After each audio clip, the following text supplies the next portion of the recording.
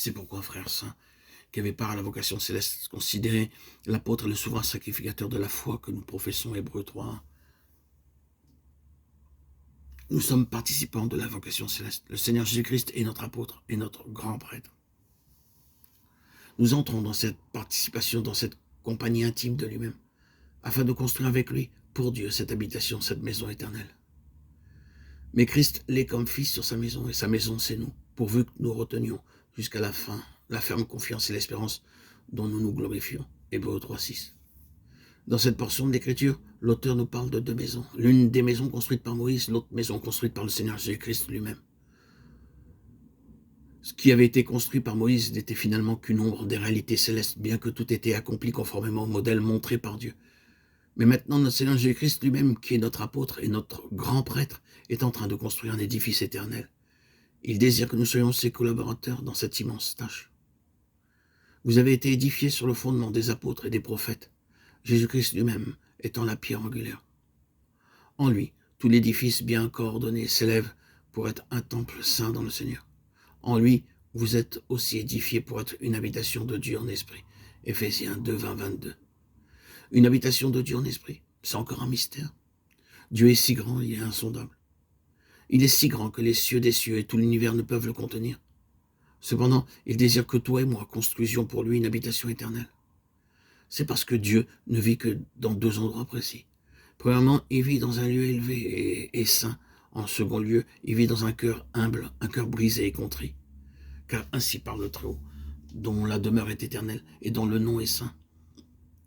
J'habite dans les lieux élevés, dans la sainteté, mais je suis avec l'homme contrit et humilié. Ésaïe 57, 15. Dans un lieu élevé, un lieu saint, mais aussi dans un cœur humble et contrit. Mais peut-être poserez-vous la question, comment se fait-il que nous, créatures si pauvres et si faibles, nous sommes destinés à construire une habitation pour Dieu? La réponse est simple, c'est à cause de l'amour de Dieu. Dieu veut que nous soyons aimés de lui dans toute sa plénitude pour toute l'éternité. Son amour est si grand, il veut que nous soyons remplis de toute sa plénitude. Il désire que nous devenions sa maison, son foyer.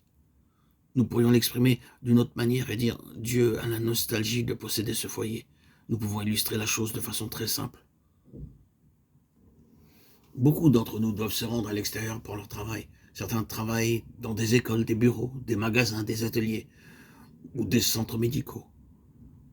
Pour exercer leur activité professionnelle, ils doivent rester toute la journée dans ces bâtiments affectés à cet usage. Ces immeubles peuvent être parfaitement aménagés, offrant un cadre très agréable.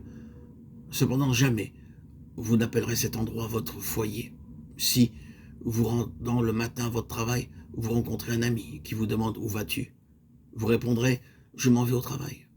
Mais le soir venu, rentrant chez vous, si quelqu'un vous questionne « Où vas-tu » alors vous répondrez avec grande satisfaction « Oh, je rentre chez moi ».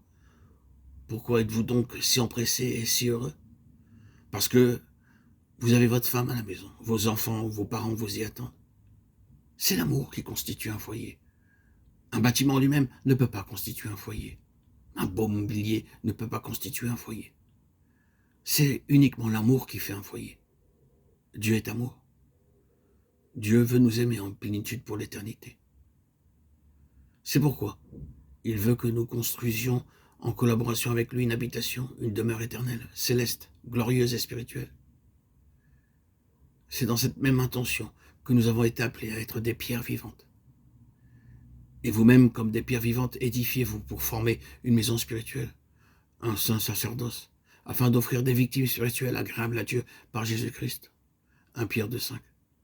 Ainsi, nous sommes les collaborateurs de Dieu et du Seigneur Jésus-Christ dans cette vocation céleste pour construire pour lui une habitation éternelle.